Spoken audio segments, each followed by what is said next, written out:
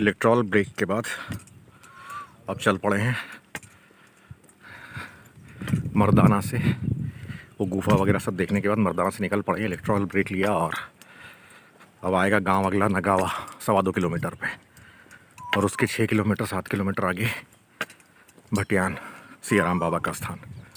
Mobile में battery बिल्कुल भी नहीं है, ऑलमोस्ट डिस्चार्ज है।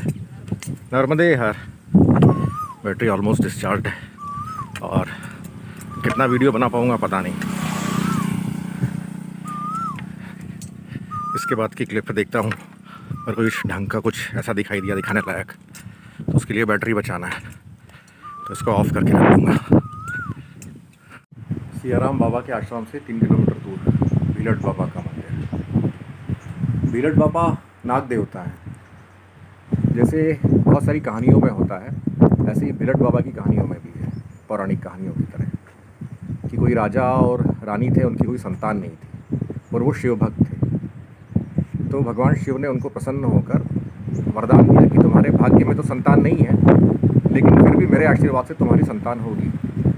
और उसके बाद में कोई जैसे शर्त होती है पौराणिक कहानियों में, ऐसी शर्त रख दी कि वो इतने बड़े की उम्र का हो जाए, इतनी बड़ी उम्र का हो जाए, तब तक उसको ये नहीं बताना है या वो नहीं करना है। वो डिटेल्स मुझे याद नहीं अभी, पर ऐसी ही कोई शर्त थी। अब चूँकि उनके भाग्य में संतान नहीं थी, तो संतान हो कैसे? तो भगवान शिव ने अपने गले के सर्प को ही मनुष्य के बालक के रूप में उनके यहाँ पैदा किया। अब वो बच्चा कुछ बड़ा हुआ थोड़ा सा, और उसके बाद में वो शर्त जो थी उसका उल्लंघन हो गया। तो जैसा भगवान शिव ने कहा था वो प्रकट हो गए उस बच्चे को ले जाने के लिए। अब उसकी माता जी बहुत दुखी हुई, बहुत रोई माता पिता कि आपने आशीर्वाद भी दिया और बच्चे को ले भी लिया, अब हम क्या करें? तो फिर भगवान शंकर ने कहा कि ये तो भाग्य का खेल है, ये होना ही था, और ये बच्चा तुमसे दूर नहीं हो रहा है, इसका गुरु मैं हूँ, इसको भविष्य में बहुत बड़ा चक्रवर्ती सम्राट बनना है, तो इसकी शिक्षा दीक्षा मैं करूँगा। और पचमढ़ी के आगे जो धूपगढ़ है वो इनका प्रमुख तीर्थ स्थल है आदिवासी। जैसे हम लोगों के लिए बद्रीनाथ, केदारनाथ, रामेश्वर और द्वारका 4 धाम है, ऐसे धूपगढ़ और नागलवाड़ी आदिवासी लोगों के प्रमुख तीर्थ हैं भीलट बाबा से जुड़े हुए। तो धूपगढ़ में भीलट बाबा की शिक्षा दीक्षा हुई। दोपहर भोजन के बाद विश्राम सियाराम बाबा आश्रम में, गांव भटियान। बाबा सियाराम बाबा के पैरों में घाव है। मैं पिछले 4 साल से देख रहा हूँ, वो घाव ठीक ही नहीं होते।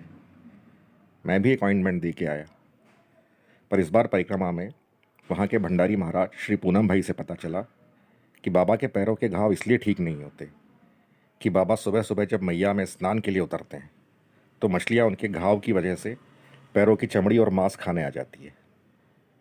बाबा अपने स्थान से हिलते भी नहीं कि मछलियों को कोई कष्ट न हो। जब मछलियों का पेट भर जाता है और वो चली जाती है तो बाबा स्नान करके वापस आ जाते हैं। इतने त्यागी संत मैंने अपने जीवन में कभी नहीं देखे जैसे सियाराम बाबा है। सियाराम बाबा से लेपा की ओर दोपहर में 3:30 बजे के आसपास निकले। धूप बहुत तेज है पर हवा में ठंडक है। मई एंड शुरू हो चुका है, अब इसी लू की हवाएं नहीं है। छाँव में कहीं भी, नीम की छाँव में कहीं भी रुकते हैं तो हवा बहुत ठंडी और बहुत अच्छी महसूस होती है। नर्मदे हर। हम दोनों के बैग की हालत बहुत ख़राब हो रही है। बैग सिलने वाला भी मिला नहीं। मेरे बैग के 2 पाउचेस की चेन ख़राब हो चुकी है, उनका रनर टूट गया। कंधे पे जो शोल्डर स्ट्रिप होते हैं, लेफ्ट हैंड साइड वाले शोल्डर स्ट्रिप्स का फट के और फोन बाहर आ गया। पता नहीं कब तक दिख पाएगा बैग। रास्ते में कोई बैग सिलने वाला या कोई बैग बेचने वाला नया मिला तो ले पाऊँगा, अगर टूट गया चलना बहुत मुश्किल हो जाएगा। उम्मीद करता हूँ आगे कहीं कुछ उल्लेख नहीं दिखा तो वीडियो बनाऊँगा, बाकी तो ये सिंपल डामर रोड पे चलना है। मेरे बैग के स्ट्रिप का ये फोन निकल आया है, इस वजह से शोल्डर पे बहुत ज़्यादा लोड लग रहा है। ये पूरा खसक कैसा हो जाता है बाहर, पूरा लोड लग रहा है मुझे। और ये फटने भी लग गया, 85 लीटर का था। जिप का रनर निकल गया, तो मुझे सामान नीचे डालना पड़ा अंदर बैग में। ऐसे ही साइड की एक तरफ का भी रनर टूट गया है। लेबा पहुंच जाएंगे उम्मीद है आज। कोशिश तो बेटा संगम की है, देखते हैं कहाँ तक पहुंचते हैं। राम बाबा के यहाँ से निकल के ये नींबू पानी ब्रेक।